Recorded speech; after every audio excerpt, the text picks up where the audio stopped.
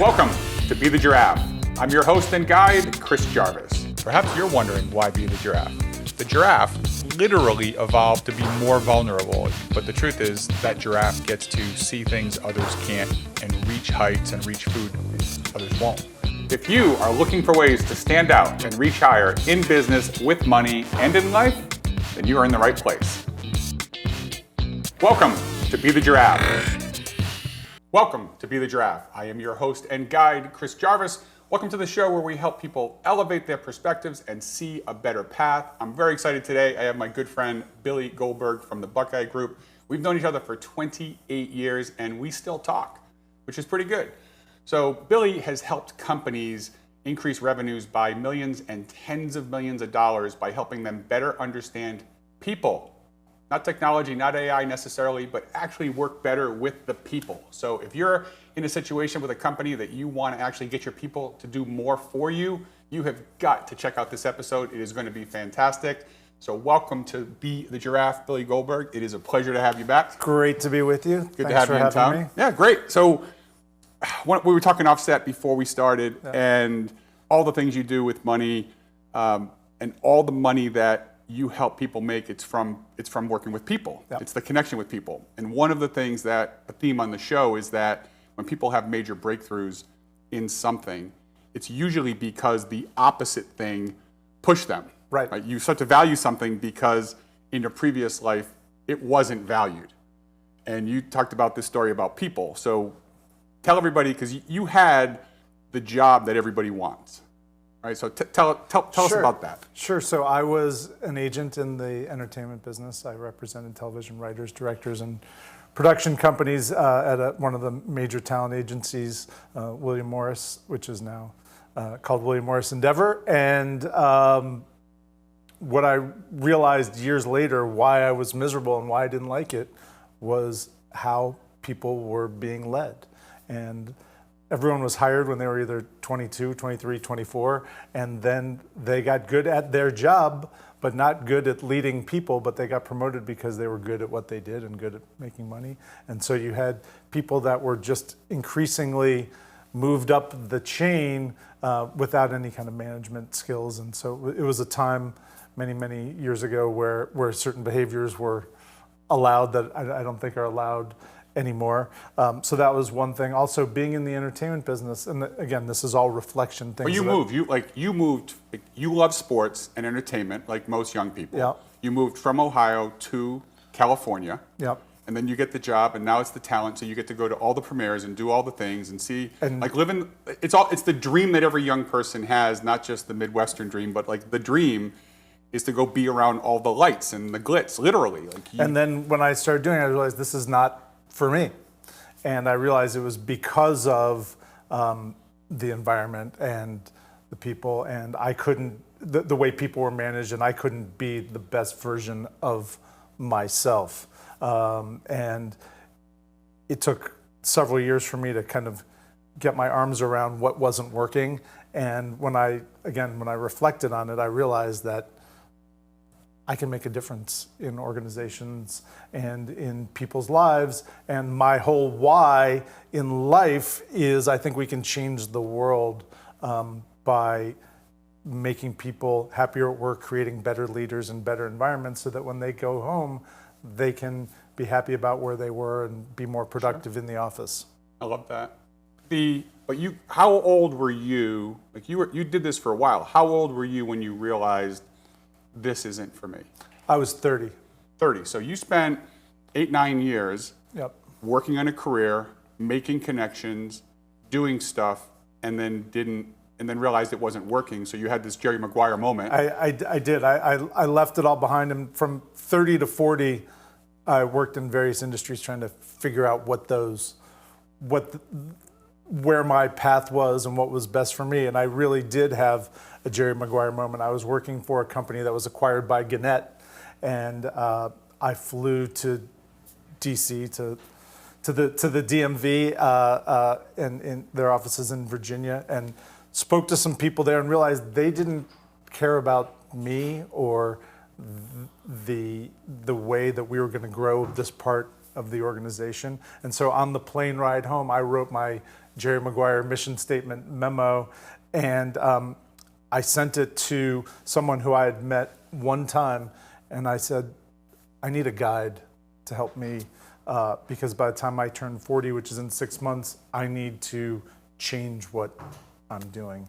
And but go back a minute. So, Yeah. so when you were 30 and you went on this quest, yeah, because there's a lot of people watching who are in jobs, in careers, doing something that doesn't give them what they want, but something we hear a lot is, I'm making too much to leave, or I've come this far. And it really stuck with the sunk cost, the idea that the past is already gone. Yep. You can't get it back, but this feeling that you put so much into something that you can't just give it up.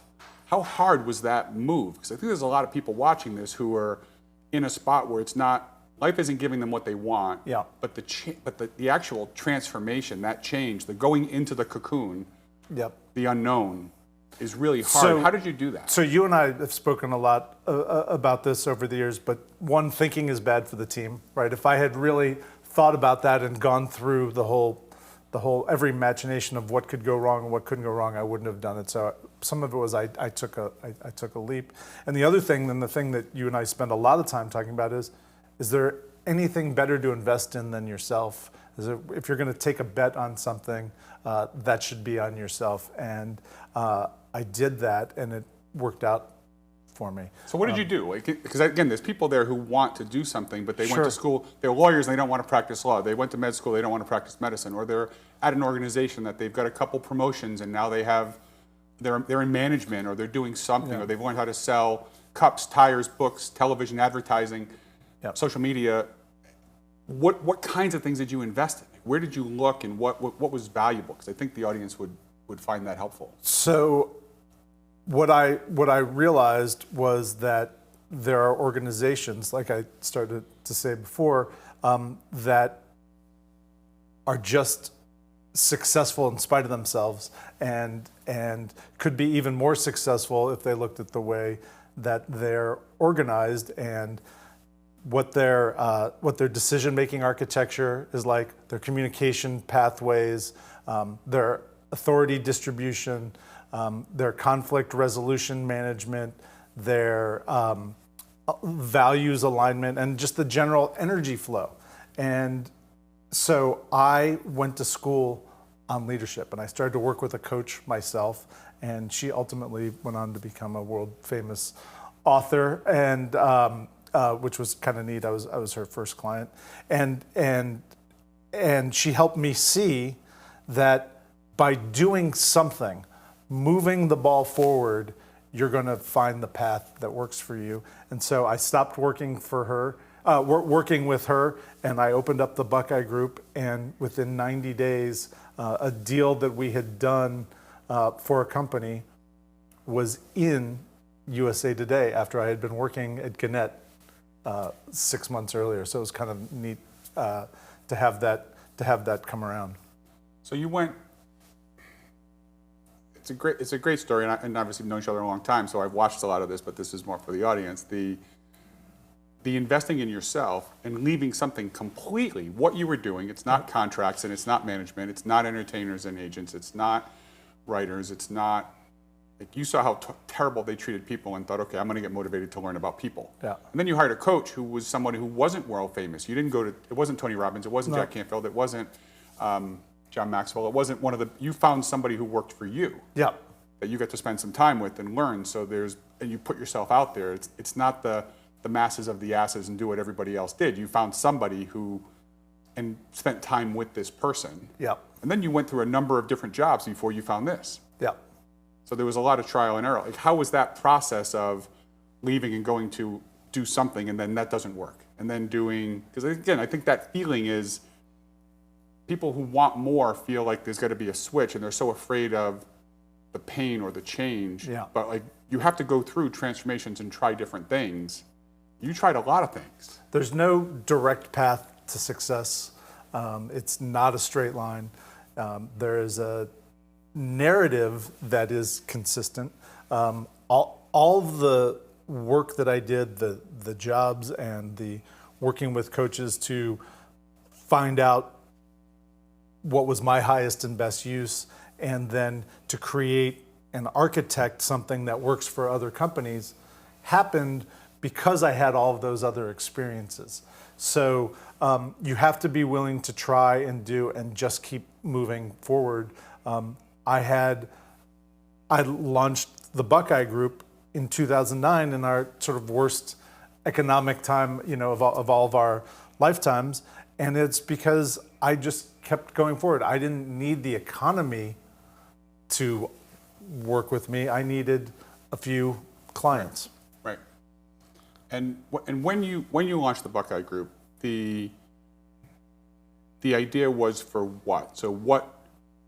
Because every business has to be a solution, and you have to solve a problem. Sure. And so the quick problem of what was the problem you discussed with people? Sure. So at that time, what we did was business development, and we helped organizations create different revenue pathways than what they had before, and helped them. Some organizations grow exponentially, but in that effort, that's where I realized my true calling was to help these organizations transform the way their people interact together and how they look at the people inside their organizations so that they can go and make those new revenue streams themselves. So it created a proprietary methodology called people-powered profitability, which was sort of kicked off that process.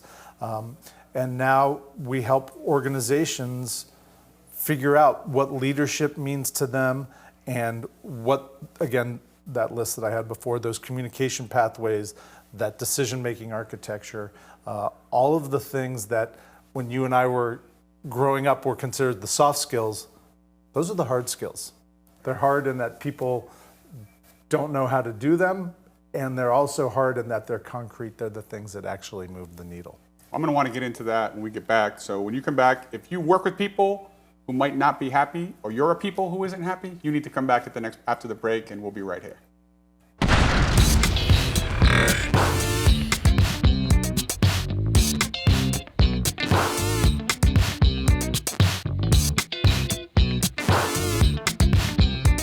Ever feel like you're meant for something bigger in life? I'm Chris Jarvis, and on Be the Giraffe, we ditch the herd, stick our necks out, and find a better path in life, in business, and with money. It's time to disrupt the ordinary and build an extraordinary life. Laugh, learn, leap. Join me Friday, 7 p.m. on Now Media TV.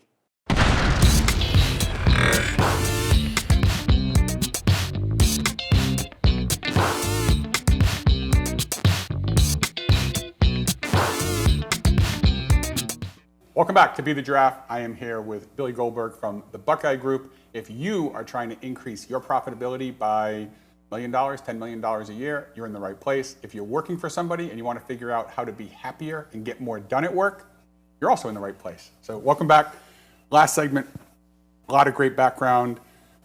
We talked about the evolution of you going from being a sports agent to getting into trying to get into business, getting into HR, human management, sales, productivity, all the things that you did for other companies, not being really happy with a lot of the bosses and a lot of the companies you worked for, feeling like you weren't appreciated, or realizing a lot of these companies had focus on the bottom line, which is fine, but almost to a disregard to the human element. Sure. And then you built a company, the Buckeye Group, which is all about the human element with your people-powered profitability, and that's the driver. And so even in that business, it's changed. So again, I think one of the challenges, I see this with my kids now, college age, going to college, just out of college, they want to know what the path is. And they don't know, if they can't see it step by step, there's a lot of people who won't take the first step unless it's really clear. I'll do this thing, I'll get this job, I'll make this money, they want to know what it is. Right. And they're not very good with ambiguity. But in a consulting gig, you handled the ambiguity really well. And that came from, well, tell everybody, like how you were able to find your way and evolve so many different times. It came from a willingness to do whatever it took to get to a place where I was in my highest and best use. And that's what I'm doing for organizations, is helping their people get to their highest and best use faster, right? there are so many cliches that come to mind when you did your intro on this segment. You take the first step and the path will appear. I think that's super important. And just letting people know doing something is better than doing nothing. So if you're talking to people your kids' age, just go out and do something and do the best you can at that possible whatever that is.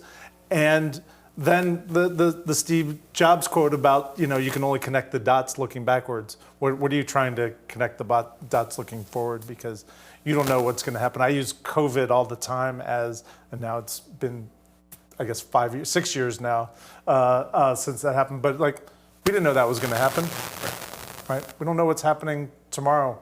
Our lives could be upended. So just get going on a path and don't worry about what it is. And then be the best at that, whatever that next step is, right. The best version of you. I had this question with I sat in that seat in a different episode when Shannon Faulkner, who's my operations person, interviewed me and talked about how did you learn how to do the thing you did? Because you didn't go to school for what you do. Right. And the answer I had, and I wonder how you feel about this, was I said, I asked a lot of questions to figure out what people wanted that they weren't getting. Because I figured that's the easiest way for me to find, when you're working for yourself, you've got to find a way to make money. Absolutely. And so what is it you want that you don't have? Because that would seem to be, that's a lot easier than let me come in and replace somebody else who's already doing something. Now there's competition. But if it's you're not getting this, I'd ask questions, what aren't you getting? You have a knack for connecting with people, and you're very good at it. What are some of the questions you ask? Like when you were getting into this, what were some of the questions you asked? Because again, there's a lot of people here who get into rooms, but they don't know what to say. And, right. and there's so much, especially nowadays with social media, people are so afraid of making mistakes and this whole getting canceled and everything else. They don't want to say the wrong thing, so they'll often say nothing.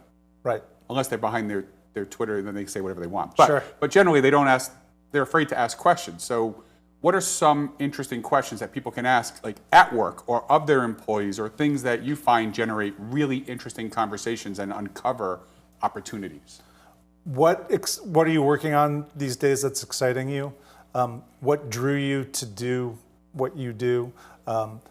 Why are you in this industry? Why do you get up and go to work every day? What inspires you?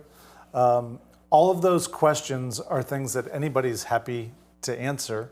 They're very rarely asked those questions, and it's about engaging.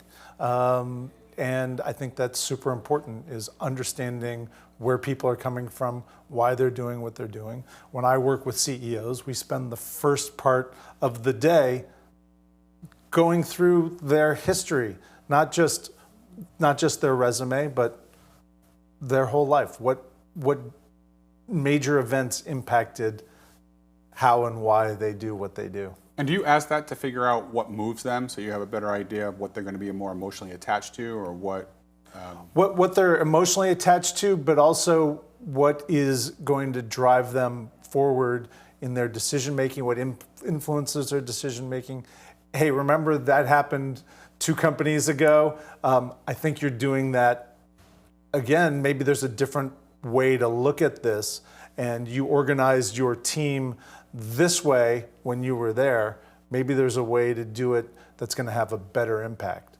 So what's more important? Is it more important for the leaders to know what drives the employees, or is it important for the up and coming employees to understand what's driving senior management? What tilts more? What do you find more powerful in the organization? So I think leaders and managers that are willing to be open, willing to be vulnerable, and talk about what that why is very empowering to the tiers below them. And eventually, you'll learn about the folks doing the work. But you got to start at the top. And how often do you see the challenge with senior management people, whether it's in private equity or it's the CEOs you're working with or C-suite executives? How often are they struggling with finding or retaining really good talent? Is that a small problem, giant problem? It's the biggest problem there is in business. We did something interesting with a private equity firm a couple of years ago. We took a list of 20 leadership attributes that you can just find off the internet. It wasn't anything special or proprietary.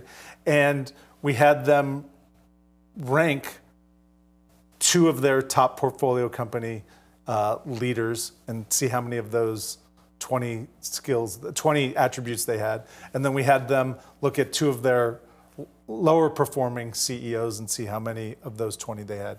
Well, their top 2 had 18 of the 20 attributes, and the lower tier had 8 or 9 of the 20 attributes. And so it's a small sample size, but I said to them, hey, we just showed that, the better performing managers, and I said, better performing leaders, and I said, that's not just your perception, their bottom line and their numbers are reflective of that too. And they said, absolutely. I said, so we just proved that these soft skills are the hard skills.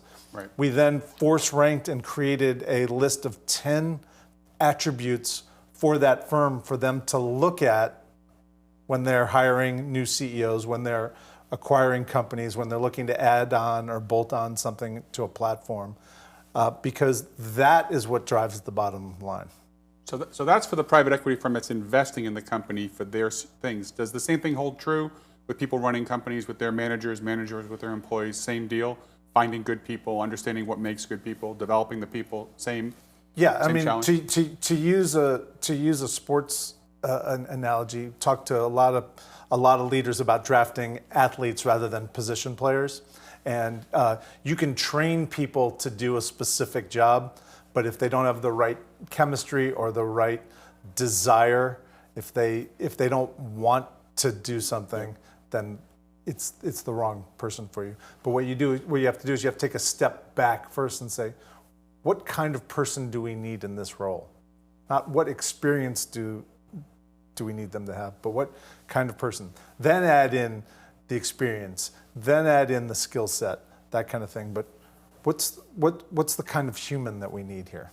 I was in a Vistage CEO group for 12 years, and we had speakers every month, and one of the speakers came in and said that the biggest challenge in business is that we hire people based on what they've done, so we look at their resume, right? But we fire them based on who they are. Yeah. And then also said we tend to hire fast and fire slow. Right, and it's got to be the opposite. It's got to be the opposite, and so one of the interesting questions when it says if we end up hiring people for what they've done, which we check the boxes, right, there's a lot of AI tools to look at resumes coming in, Sure. right? People push it out and then they run the AI thing, but that's all about what you've done. That's not who you are. Right. But if you knew who the people were from the beginning, then you'd hire the right people and you wouldn't hire the wrong person. Right. Because the cost of replacing somebody is enormous. Right. And so where do you see that fit in? Like how one, do you agree with that? And 2, what can people do in that understanding that it is all about who the person is so important in the process, in the retention, in the growth? Sure. So exactly what you said is the opposite. You need to hire slow and fire fast. But the hiring process is actually quick once you know the kind of person that you're looking for. You've got to do the work. Before, I was working with an organization in fourth quarter of last year. They needed to revamp their sales organization. They were going to get rid of a couple of people, and they said, we need to hire for this position and this position. And I said, wait, how do you know that's the position that you need? Let's define what that role is. Let's define who they interact with. What are their communication pathways? What is their decision-making architecture? All of those kinds of things. And then let's find the kind of person that's going to fit with that architecture and with those pathways. And then we will find that person. And then that person shows up. But you need to define it first. The work comes before. I think that's great. So if you're looking for a job, if you're looking to hire good people, if you're looking to expand, you've got to come back after the break with Billy Goldberg. We're going to talk about how you actually do that, how you get your head out of the weeds and stop just doing things because you've always done them so you can find that better path. So come back after the break. We'll be right here.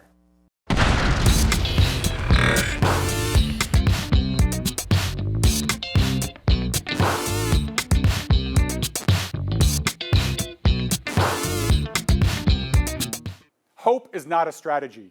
If you're ready to engineer your wealth differently, apply to have a complimentary financial diagnostic done on your business. Let's discover what's currently missing and, more importantly, what's possible. Once you're making millions of dollars or you're worth tens of millions of dollars, you have outgrown conventional thinking. So stop buying off the rack and get something custom made for you that's going to help your family meet all of their goals.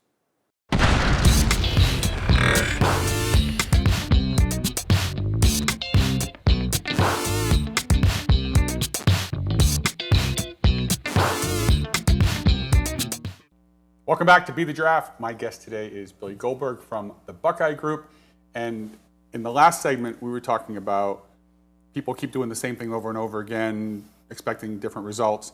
And it reminded me of a story of the woman who asked her mom, why is it that you cut the edges of the roast off when you put it in the oven? Like we always do it. Why do we do it? And she's like, I don't know. Let me ask my mother. And so she goes to the grandmother and says, why do you cut it off? She's like, well, because my mother did. And they go up and they keep going. And then finally get to the matriarch in the nursing home is like, we're just wondering, why did you do it? Is it to make it moist? Does it do something? And she's like, no, I just had a really small pan. Yeah. Right. And so you find that you're doing things and you start repeating things over and over again, especially in business. You just get used to, this is how we always did this. And that's a big part of your practice, is getting people to get their head out of the weeds. And you have a process for this, for getting them to stop going, this is the thing that we do. Right. So to talk about that, talk about that process, because I think it's so important for people not to keep doing the same thing. Sure. And going down these paths that may be very inefficient or ineffective. So my process is something that I can get into in 1 second, but if there's not a willingness on the part of leadership to do things differently and to examine what they're doing, it doesn't work. So you can get all the gurus and people that you want, but if there's not a desire and an admission from the very top of the organization, it won't work. I heard something last week that really resonated for me, is that culture is not taught, it's caught. And so demonstrate that as a leader. If you want people to be out of the weeds, if you want your people to look at things differently, you need to be that way yourself as a leader. But we come in and we look at those 6 elements at first in our diagnostic. We look at the decision-making architecture and those communication pathways and the authority distribution. And then we look at the conflict resolution management, and are your values aligned with what you do? And then what's the general energy flow of the organization? Inside any culture, I think there are 3 key elements, and it's integrity, and that's sort of structural integrity, that's alignment, and it's transparency. And so we look at those elements within those 6 categories to make sure that your organization has the proper the foundation to create what it is you want to build, and then we create an infrastructure on top of that foundation. I want to dig into that, because you said integrity, alignment, and transparency. So what does integrity mean in this situation? What does integrity mean for management?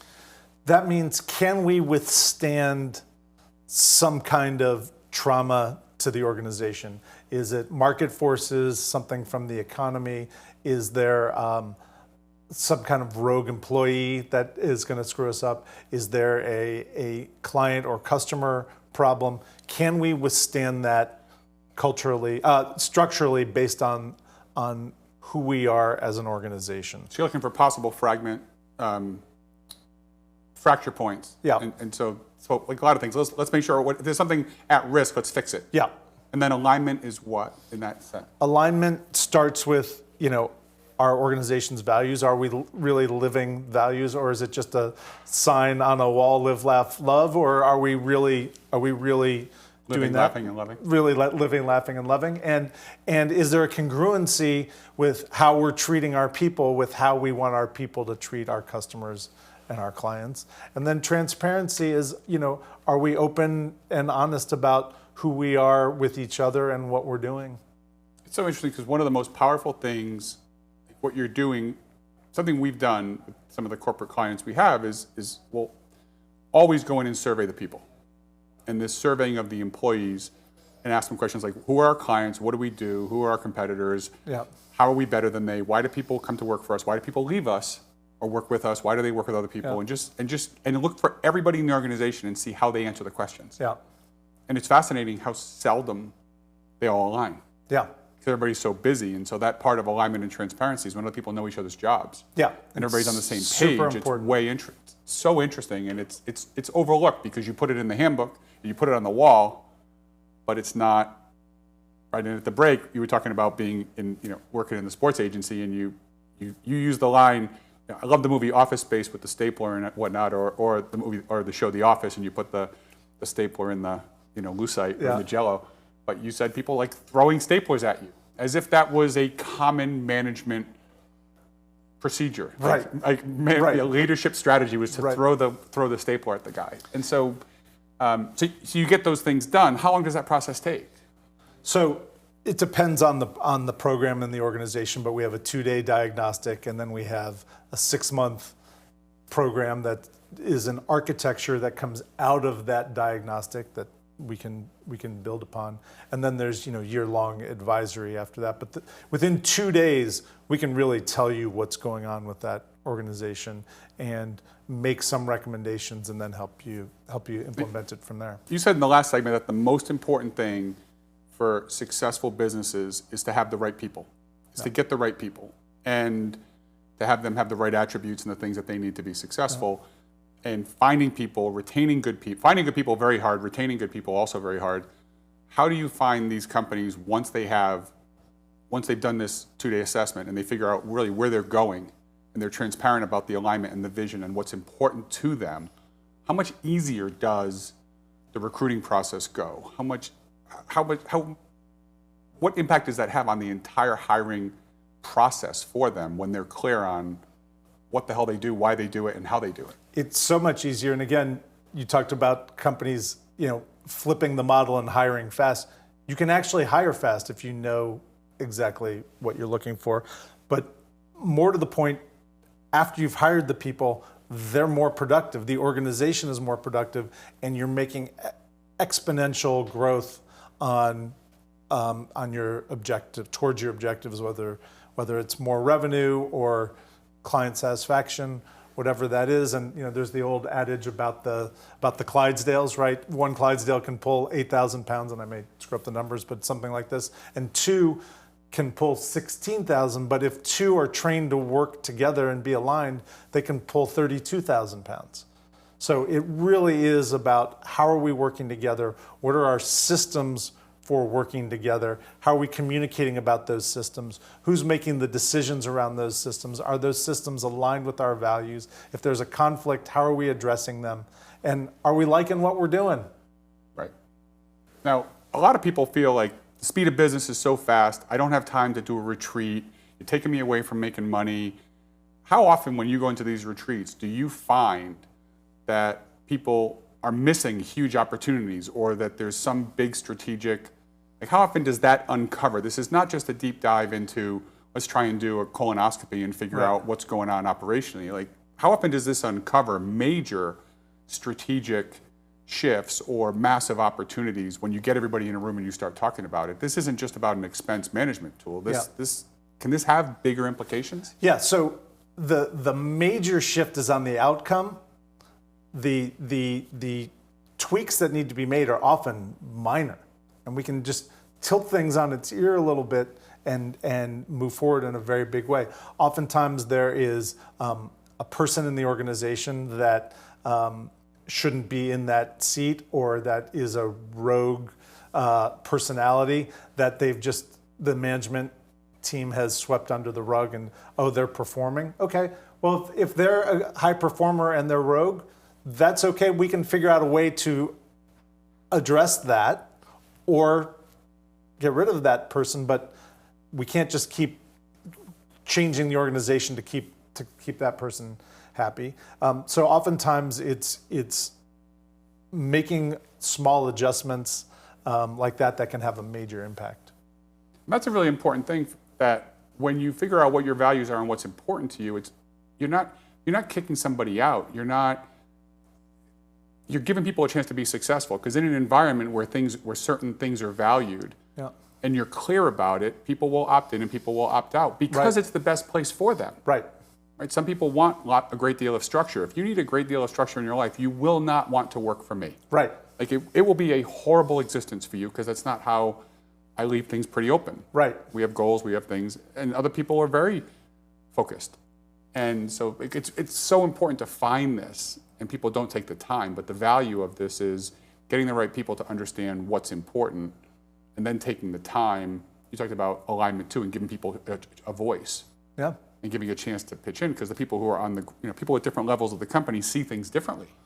But also guardrails and structure look different in different organizations, right? And part of your organization is we don't have a lot of structure because we're very fluid. On the other hand, you're very structured in the kinds of people that you want to work with, right? You have a very strict no asshole policy. And so you do have guardrails, right? And those are at least one. Yeah, exactly. And so those kinds of constraints help weed out either the wrong kind of work, the wrong kind of worker, the wrong kind of partner.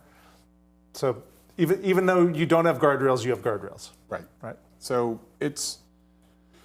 we have so much to cover, and we only have 4 segments. In the next segment, when you come back, we're going to talk to Billy about what you can do with this process when you really want to see what people-powered profitability looks like for you as a leader, or if you're not a leader and you're working in the company, how do you create great value by bringing some of the ideas and the things that you have. So we're going to talk about how to get you to the next level, how to get your company to the next level, how to bring your people to a higher level when we get in some of the real details and some great, fantastic stories.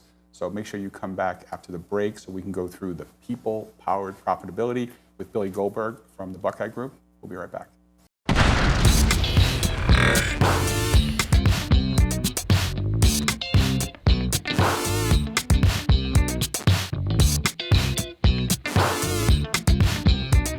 Let me ask you, how much of your hard-earned income is getting gobbled up by taxes? 30%? 40%? Maybe more than 50%? You're out here crushing it only to hand over a big fat check to Uncle Sam every year. And here's the kicker, you're probably overpaying, big time. But it's not your fault. You've got smart accountants, savvy financial advisors, maybe an attorney or a wealth strategist. They're doing all the usual stuff, right? Home office deductions, Augusta rule, opportunity zones, solar credits, blah, blah, blah. But here's the problem. They're playing defense, not offense. They're focused on the easy wins, the surface level stuff. Meanwhile, you're leaking cash through holes they didn't even know exist. I'm Chris Jarvis. People call me a financial fixer. Why? Because I help high-earning entrepreneurs like you stop bleeding money to taxes and start stacking real wealth. I've written 19 books, and when big accounting and law firms run into trouble with their clients, they call me to help them. Why? Because I don't do basic, I do bold. I get results. And more importantly for you, we only get paid out of your savings. And I'm not talking about some overhyped, complicated tax schemes you've heard about. This doesn't require you moving to Puerto Rico or someplace else. I'm not pitching infinite banking or some investment in solar credits that might tie up your money for a decade. Now, I'm using simple, powerful, structural strategies that legally slash your tax bill by 30% or more every year. How? By helping you set up a smart company, an infrastructure that immediately and drastically helps you reduce what you owe through a proven system. No hassle, no chaos, no firing your accountant, no firing your attorneys, no restructuring your life. These are the strategies the top 0.1% already know, the ones they use to keep more of their money, to build more wealth, and to pay for whatever they want. A business for their kids, college for their kids, a new acquisition, pay down debt, real estate, all of it. The money you're unnecessarily losing to taxes right now, it could be that down payment on real estate, on a business, on anything that will help you build your family's financial legacy. And if you're thinking, this sounds way too good to be true, let me make it even better. I'm willing to bet on myself with what I call the crazy guarantee. If I can't reduce your taxes by at least 20%, I'll pay you $20,000. So here's the real question. Do you want to keep shelling out big bucks, watching hundreds of thousands of dollars vanish, knowing that money could have been fueling your family's future? Or are you ready to take one smart, simple step and start keeping more of what you earn? If you're ready to play offense and start stacking wealth like the elite, click the button below. Book a call. We'll chat. I'll show you where you're bleeding money and exactly how to stop it without stress, without risk, and without overcomplicating your life. It's time to stop playing defense. It's time to win. You can keep doing what you've been doing and keep losing big to taxes, or you can do something smarter and finally start building wealth like the 0.1%. It's something we call the Billionaire Blueprint. The secrets they know are now within your reach. Click the button. Let's talk. This only takes 2 hours of your time. Save big or walk away with 20 grand. Either way, you win.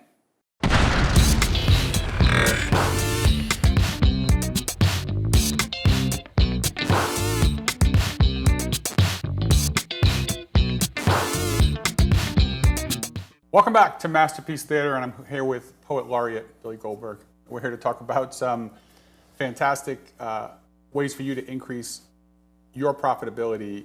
And we want to start with, we're talking about a lot of really cool business things, but episode 1 was Dave Stack, a guy who's went from a trailer park to $1 billion of net worth. And he talked about the education system teaches you to be a follower, teaches you to be a cog in a machine.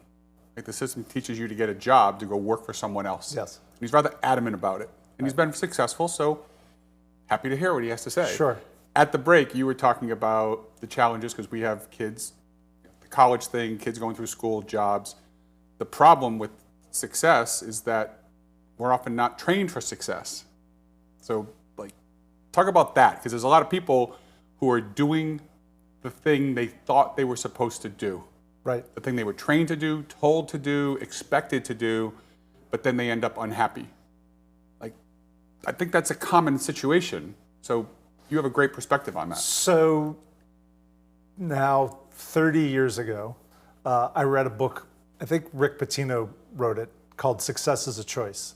And that has been something that has really resonated for me. I don't remember one word from the book, but I do remember the title, and that we get to choose our path. We get to choose how we look at things. We get to choose how we move forward based on that path and how we look at things. And so one of the things that I talk to leaders about is that culture is a choice, and that growth is a choice, and that it doesn't just happen automatically. And so what can we do inside organizations to get people to realize that they too have a choice based on the infrastructure that we've created for them as guardrails, because we all need them, but how can they choose their path forward in the organization to get our objectives met?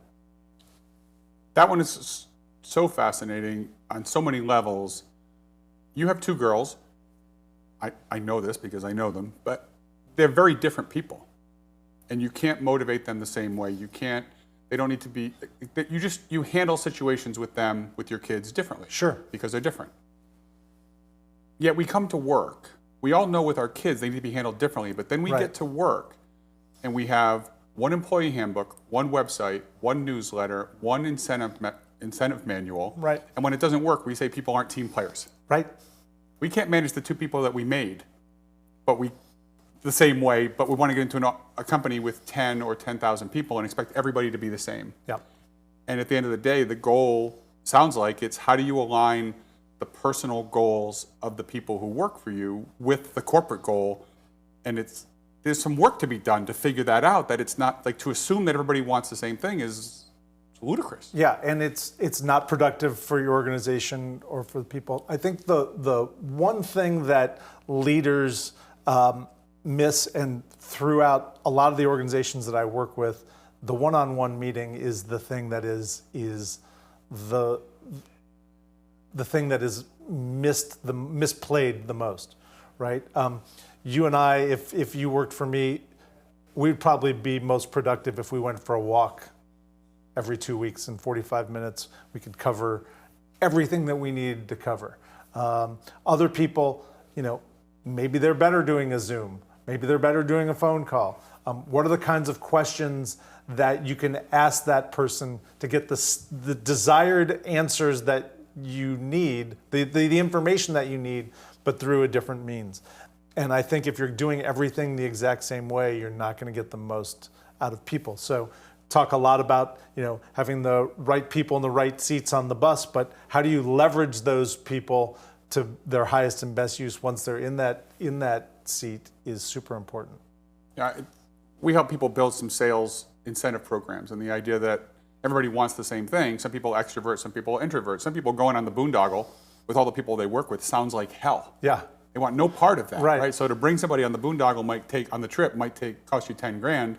They might rather have 5 grand to put toward a new car, or they might rather go do their own thing. Sure. But if you know what it is, what an interesting conversation if you could, and if you worked for me, it'd be, I know you and Ronnie and Lee go on these football trips all the time, and it was, hey, by the way, if you hit this number, I'll pay for the football trip. Yeah. And then all of a sudden you tell Ronnie and Lee that you're going to be like that, oh, by the way, if I hit this number, this whole thing will be covered. Right. Then all of a sudden they might make a referral. They're going to ask, like, they become accountability partners. Like, I can find Absolutely. something that this thing may cost me 3 grand where it was going to cost me 10, or it might cost me 10 instead of 30, or whatever the number Sure. is. But we also have something to talk about. Right. Just, hey, who do you think is going to be playing in the national championship? What about this? You can start connecting with people. Absolutely, and connecting with people, and then letting them figure out how to get from point A to point B. We talk a lot about organizations having goals and objectives at the end of the year. That's point B. We don't spend a lot of time talking about point A, where we are, how we got to point A. I think it's really important to establish where you are and to have common language around where you are right now in this moment, and then say we want to get to point B from this place, point A. Yep. How you get there is personal to you. Let me, as your leader, get the obstacles out of the way so that you can go blow past point B. Right. So I talk to leaders about that a lot, which is your number one job is to clear obstacles and allow that person to be the best version of themselves, the best worker of themselves, so that they can achieve the goals that you want. Right. Now we both have kids in their first jobs, and we both know the challenges of trying to give advice to your own children is very hard. Yeah. And so for the people in the audience who are either have children that they're trying to guide, or by introducing them to the show, or there are people watching the show who are employees who aren't leaders. Right. So give them perspective on what's something that someone who works in an organization can say to a manager or to a leader, or something they can volunteer for, or something they can do that will raise them up the list. Right? Because we talked about finding good people for the people at the top is so hard. What are the things that people who are working there can do, offer, say, that will ingratiate them to, Sure. to the people above them? I think a lot of it has to do with, here's what I'm seeing every day. I'm doing this, and there's an opportunity for us to do something a little bit differently, and hopefully you have a leader that's willing to hear that. I just met with 2 Green Berets. They ran a segment of a retreat for me, and there were 2 big takeaways. I'll talk about the second in a moment, but the first was these special units work in teams of 12, and then they have 200 or 300 regular Army support them, and the 12 of them at one point were meeting to kind of figure out a strategy on something, and a 19-year-old sergeant came in just to bring them lunch. He was not, part of their team, but he was part of this 200-person support team, and he looked at their whiteboard, and he said, "Team, do you mind if I step in here? Because I've been boots on the ground here for 90 days. I'm seeing a little bit of something that you're not seeing." And rather than kicking them out, "Hey, you 19-year-old kid, we're Special Forces unit," they pulled up a 13th chair. And he ended up showing them where landmines, like literal landmines, not just business landmines, and things where they could do it different because he was, in country. And so leverage that. I think the message is more to leaders here than to the people To be open. to be open to receiving those things, because I think there's a willingness of younger employees to say that if there's a willingness for that to be received. Well, I hear a lot of the young people say, "Well, I don't want to say the wrong thing. I'm afraid of getting booted out," so they don't offer anything, which I think that's wrong, right? Like if they have something, there should be like the offering is you want to find out whether the environment you're in is actually welcoming to other opinions. Yeah, and if you get booted out, it may be the best thing for you. That's right. Congratulations. Yeah, exactly. So what's the second thing that came from the agreement? So the second thing that came from that is an after-action report. So that may come a week later after a whole mission's been done, and there, what happened and what could have been done, or it could be in the afternoon after a morning session. Like, what can we do better as a team? That is not done enough, right? What could be done better? What worked? What can be replicated? What needs to leave from our tactics? And how can we communicate better? Did we communicate better? Did you see something that that worked really well that we should make part of our process, or is there something that we should stop doing? So helpful. Yeah. So tell people, there's a lot of people watching this who run companies. There's something like 90% of people who watch stuff on this network have a business, small business or medium-sized business. How do people find you? At the BuckeyeGroup.com, at Billy Goldberg on the socials. And reach out, and I'm happy to talk to business owners to have them think through what's going on, and if it makes sense for us to work together, we can do that. But and who are the clients that seem to work best with you and get the most out of that? What size? How do you describe the right person, the right company? Mostly lower middle market companies that are making between $25 million and $100 million. We can make an impact adding $15 million to the bottom line of a $100 million organization is a big deal. It's a lot of money. And how many employees usually do you find people? Like what size organization, number of employees seems to make sense? Anywhere from 12 to 200. 12 to 200. Yeah. There we go. That's great. What's a good takeaway for people on the show? Do you think the biggest thing about being in an organization and connecting with people? What's the big? Just tell them one or two things you think that people could do today. Sure. So I mentioned this earlier. This quote that I heard a couple weeks ago that I really like: that culture is caught, not taught. So be the kind of leader that you want your people to be, and treat your organization the way you want your organization to treat your clients and your customers. That's fantastic. Yeah. Billy Goldberg, great to have you on the show. It's been fantastic. Appreciate it. And we will make sure you come back next week to see the next episode of Be the Giraffe. But watch this one again. There's so many good tips for you, for your organization, for the people you work with. If you want to increase your profitability, it comes through the power of the people in your organization. So elevate your perspective, see a better path, and make sure you be the giraffe.